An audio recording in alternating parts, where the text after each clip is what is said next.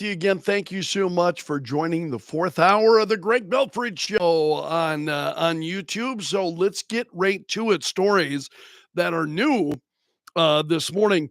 Donald Trump and Elon Musk. Actually, I should have mentioned this story this morning. Elon Musk announcing an interview yesterday on X about he and Trump. Trump had teased it last week in a post on True Social that he and Elon Musk were would be doing an interview. So this will be coming up tonight at 7 p.m. Central. So tonight, 7 p.m. Central is when that interview will run. And so you'll be able to stream it live on X. Also, it will be hosted on Trump's account at Real Donald Trump. So Musk also made a call out for questions and comments in a tweet last night. So this will be coming up tonight, 7 p.m. Central. This interview between Elon Musk and Donald, I should say, conversation then between Elon Musk and Donald Trump. So that'll be taking place tonight. Let's see what else is going on this morning. Donald Trump is getting ready to sue the Department of Justice for $100 million over the documents raid on Mar-a-Lago. Political persecution is what they're calling it. So, again, I'm getting just my first look at some of these stories this morning, so bear with me. Donald Trump suing the Justice Department for $100 million in damages over the raid, and his lawyers saying it was done with clear intent to engage in political persecution. So Fox News has obtained Trump's memo, and Trump and his legal team then intending to sue the Justice Department. Again, the media gets a little bit repetitive as to how they. I'm trying to see if there's anything new that we have not yet seen, because a lot of this is rehash of stuff that we have talked about on the show a number of different times. So trying to see if there's anything new here. And a lot of this is legal jargon, and not faulting the legal jargon, but lawyers are speaking in legalese. So these are acts against the president rooted in intrusion upon seclusion, malicious prosecution, and abuse of process resulting from the raid on his home, is what the lawyers are saying.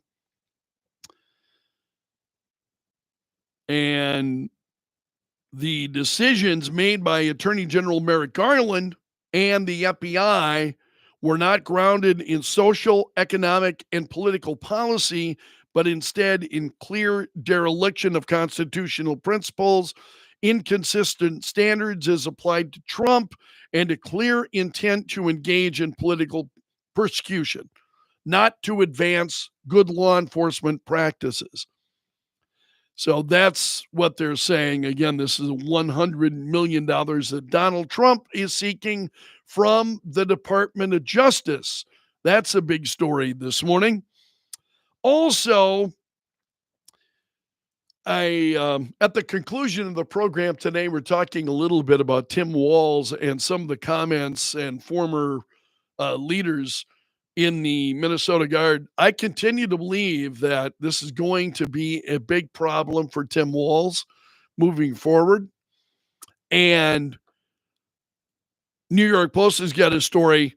Headline is former leader of Tim Walz unit joins stolen valor attacks. It's an affront to claim a rank he did not earn. That's the quote. So let's get into the story here. His name is John Kolb.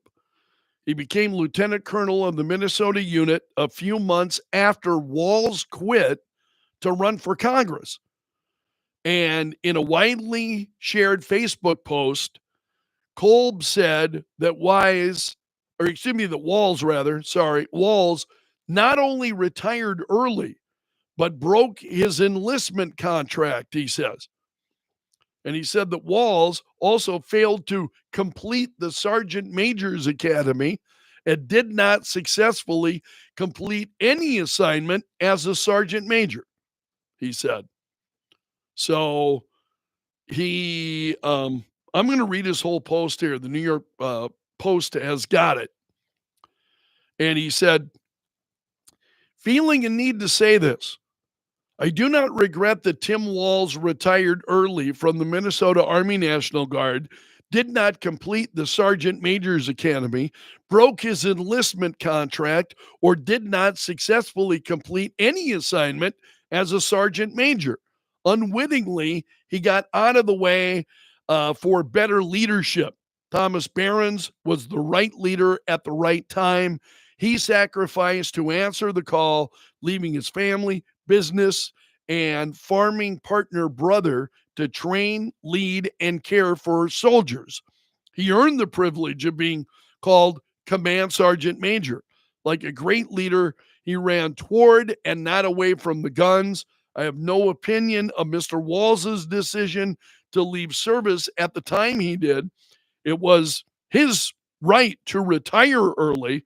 I also have no criticism of his service as an E7 and E8 in the Minnesota Army National Guard. By all accounts and by the record, he was a competent chief of firing, battery, gunnery sergeant, and first sergeant. I cannot say the same of his service sitting frocked in the CSM Command Sergeant Major chair. He did not earn the rank or successfully complete any assignment as an E9. It is an affront to the non-commissioned officer corps that he continues to glom onto the title. I can sit in the cockpit of an airplane. It does not make me a pilot. Similarly, when the demands of service and leadership at the highest level got real, he chose another path.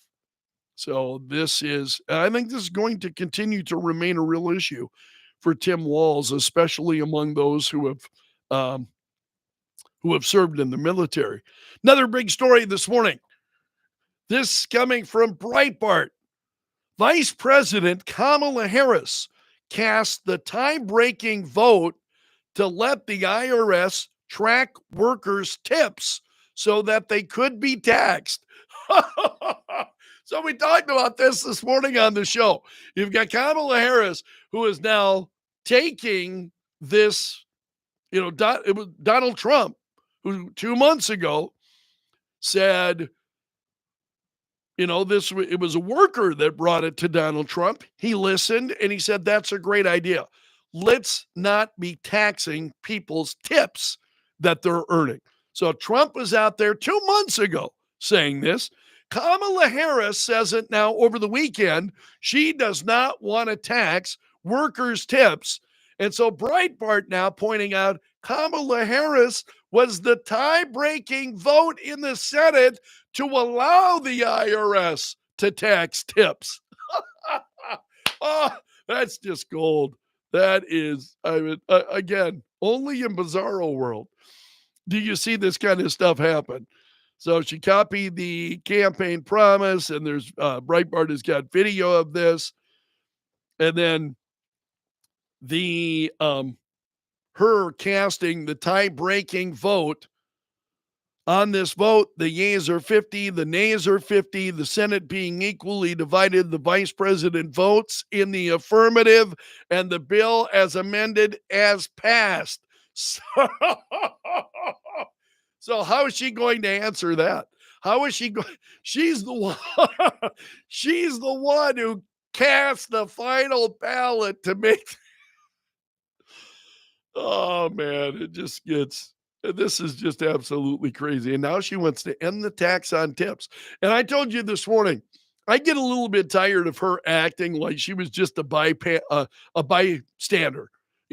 She had no part of the Biden administration, and she was just there, and this is what they were doing, and now she's gonna. Good luck distancing yourself from this. But the other part of me wonders, you can point that stuff out, but there are people who just refuse to hear it. They just refuse. It's that, they are not going to hear anything that's going to challenge their point of view or the person for whom it has become such a popularity contest versus a real election in terms of this is her record on the issues, and you've got a certain number of people who it doesn't matter. They're just not going to hear anything other. Democrat, Republican, honestly, I don't think it matters. You just have people that they just will not hear it. And I don't know how you reach those people. Seriously. This is why, and I know this won't sit well with some, but it's honestly why it's like, oh, we got to get everybody to vote. Everybody's got to vote. And now I think it's important to vote. But I also believe that if you're going to vote, it's important that you're knowledgeable about where these people stand on the issues and not what they're saying, their voting records. How are they voting? Where do they actually, and what have we seen? Now, Kamala Harris' voting record on this issue of taxing tips is clear. She's got a voting record now. So we can see that when the Senate was tied 50-50, she voted in favor of taxing these tips. And now she claims she wants to end that. She's the person who broke the tie. So again, what people say is not nearly as important as how they have voted. But again, tell that to some people and they will hear none of it. They just will absolutely hear none of it. I don't know how you get through to them. There's a secret formula out there for that. I would love to know what it is, but that is a great piece. That's at Breitbart this morning. That's top story right now at Breitbart. And then the Washington Examiner, I check routinely, polling. I'm not listening to any of the polls as Harris could be closing the gap with Trump on the economy. Again, polls of ignorant people don't mean a lot to me. Because we got a lot of people who are just not keyed into Kamala Harris and the policies that the Biden administration, she's tied to it. I believe she's absolutely tied to it. She's going to run from it. But so Harris could be closing the gap with Trump. And it's one of the reasons why, again, I've said, I think Donald Trump really needs to be careful, in terms of assuming, there are things that are obvious to Donald Trump. They're not obvious to a number of voters.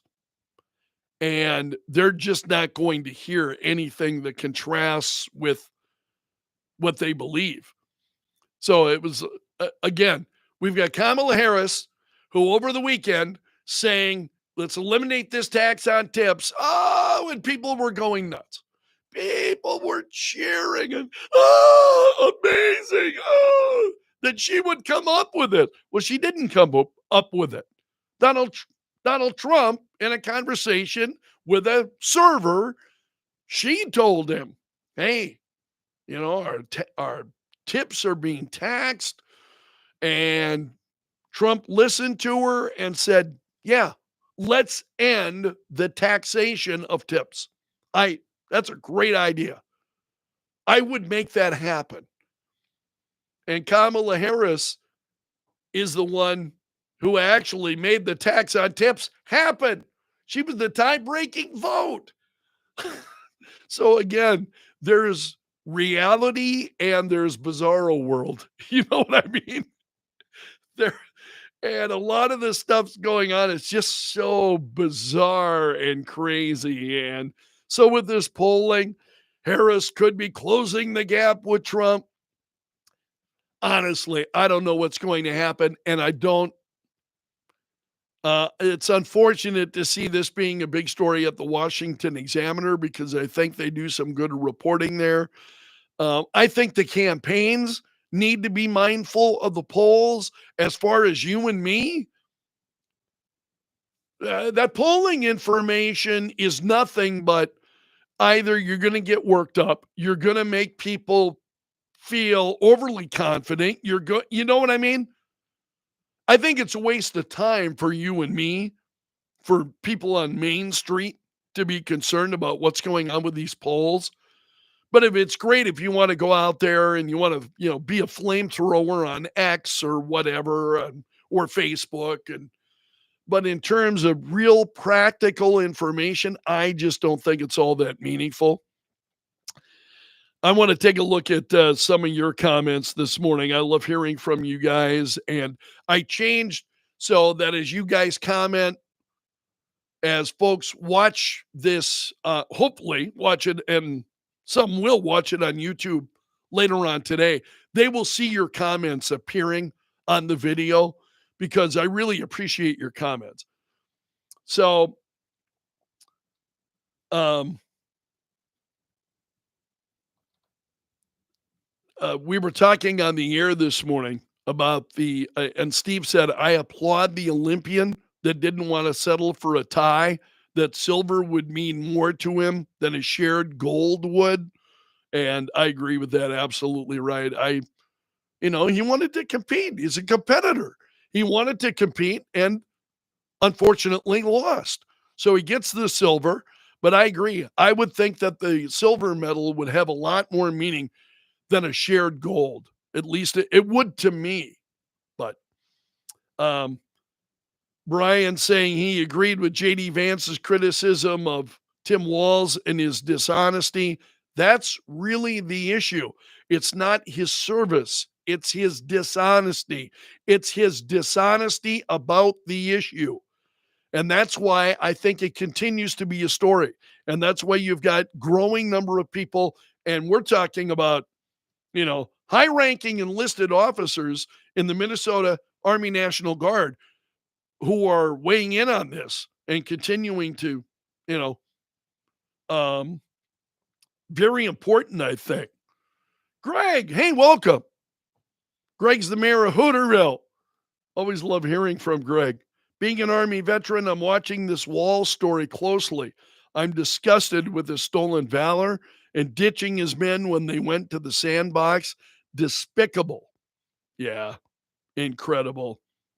And I agree with you, David. Yeah, none so blind as to those who will not see.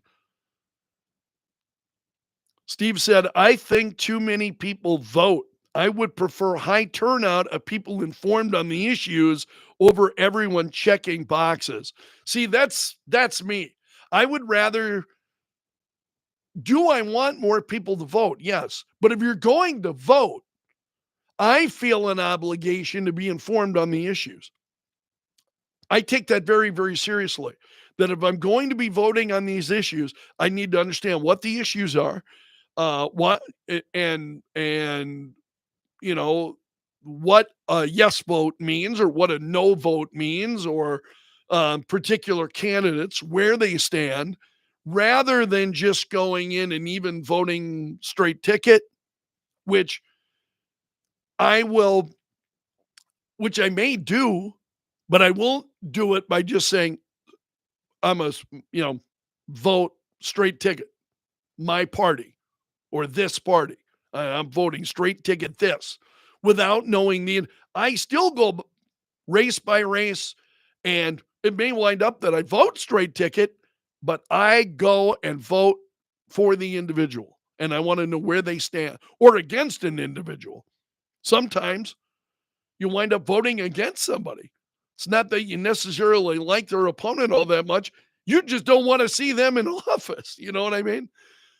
For whatever reasons. And I have my own reasons, and I hope you would have your own. So I'm not one who said, oh, we got to get more people to vote. I would say we've got to get more people, informed people to vote, because I think casting a ballot comes with a responsibility to understand the candidates, to understand the issues, to be able to look past, the bizarro world kind of mentality rather than, for one side or the other. I'm not saying all Democrat, Republican, Independent, wherever you stand. When you vote, you have got to have your feet planted firmly on the ground, and you've got to understand these issues, and you've got to understand the effect then, whether it's a local, statewide issue. How is this? And sometimes we don't, honestly. And despite laws being, crafted in some cases very well, you can still run into problems as a result of that. So, but being open to those things, being knowledgeable, looking into issues, I think that's just citizenship. That's what it's called. That's citizenship. So just going in and voting, I think part of citizenship means I'm informed on these issues. I'm following them on a regular basis. I want to know what's going on in my community and in my state and in my country. And I want to know what impacts the decisions of, our elected officials. Again, whether it's on the local, state, or federal level, I want to know what impact those things are having and their positions and their reaction, and continue to follow them rather than I'll just worry about it when the next election comes. I think, and it takes work to be informed. I think it takes more work now than ever to be informed because you've got so many voices out there. You've got those who are, well, I mean, let's use the example of Donald Trump's campaign and Politico, and then Iran over the weekend, then hacking into Trump's campaign and trying to release information and all of this. You really have got to be careful. And I think that is more obvious and more problematic now than it's probably ever been. And these are kind of new problems. These are not things I think that we have seen, up. It wouldn't have been a problem 20, 30 years ago. You wouldn't have had to concern yourself with that. Whereas now there's just so much information. It's information overload. It's one of the reasons why I'm always preaching, find sources you can trust and stick with them. And what they're, when it comes to news and so on, find sources you can trust and stick with them. Trying to see what else. Steve said, I've never voted against someone, but I've left some races blank because I couldn't, in good conscience, vote for the candidates available. And I understand that. Yeah. And I understand that.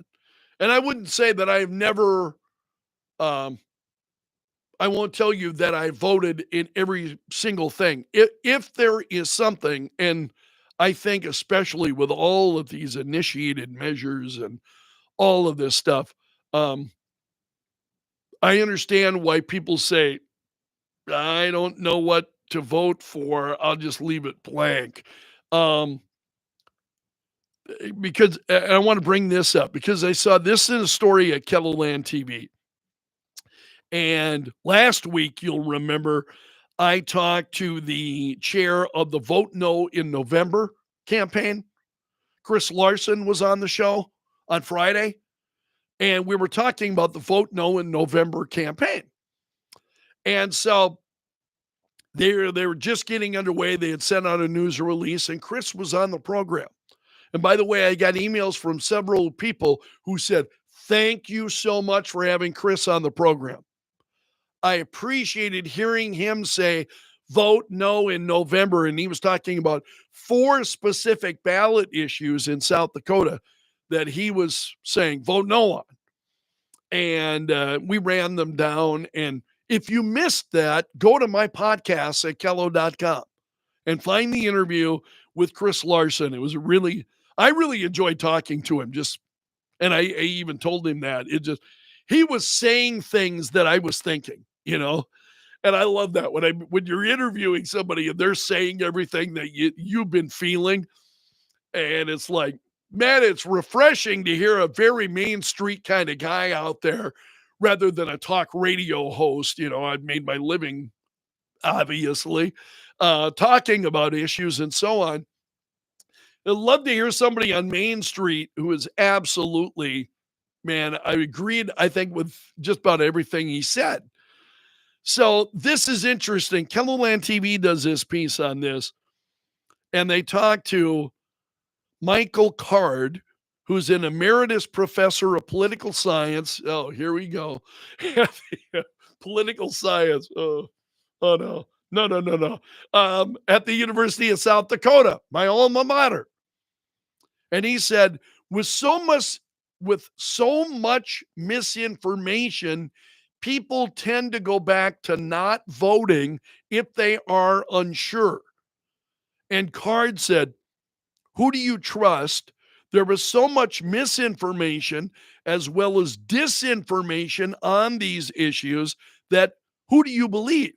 I feel it brings people back to, if you don't know, don't vote, which is a powerful slogan. I think that's crazy as hell, to be candid. I think that's absolutely crazy as hell. To say, if you don't know, don't vote. Now I understand. I think there are a lot of issues that are out there, and sometimes you don't know, you don't vote. If I'm going to be voting on issues and I don't know, you know what I do? I find out. I get educated. I look into it. I get more information to the point where I feel I can make an informed decision. I have looked into this, and you know what? I will vote no in November on a number of different issues, because whether it's the carbon capture pipeline and some of these other issues, I will vote no on those, absolutely, because I've looked into it. I understand what's going on with it, and in my opinion, I don't think it would be good for the state. So I understand why people might, they're not sure, they don't vote. But Chris Larson was talking very, very candidly about 4 different issues on which he thinks you could vote no in November. And again, if you want more details on that, go back and listen to the interview with Chris Larson. You'll find it in my podcast at KELO.com talking about this. And he said he was talking about these 4 measures. And he told KELO TV very much what he said on my program on Friday. If these measures go through, you will see South Dakota look more like California, he said. And he said of these issues, these are not Republican or Democrat issues. He said they cut party lines. He said, and then he broke it down. But again, you want more information, go see that. But that comment by Michael Card, I think there is some truth in that people, if they're unsure, they just don't vote. Whereas I would tell you, if you are unsure, look for more information until you're no longer unsure. Look for more information until you say, hey, here's where I stand. And I'm not saying I want you to keep looking until you agree with me on these issues. No. Not what I'm saying at all. But if you are unsure where you stand, the idea that you just don't vote, don't accept that for yourself. Don't accept that.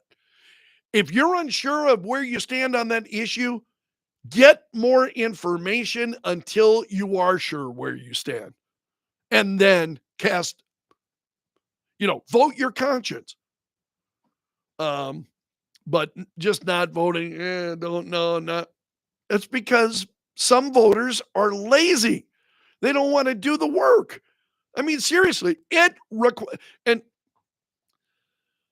I think that there are those that take advantage of voters by putting all kinds of issues on the ballot that actually belong in the state legislature.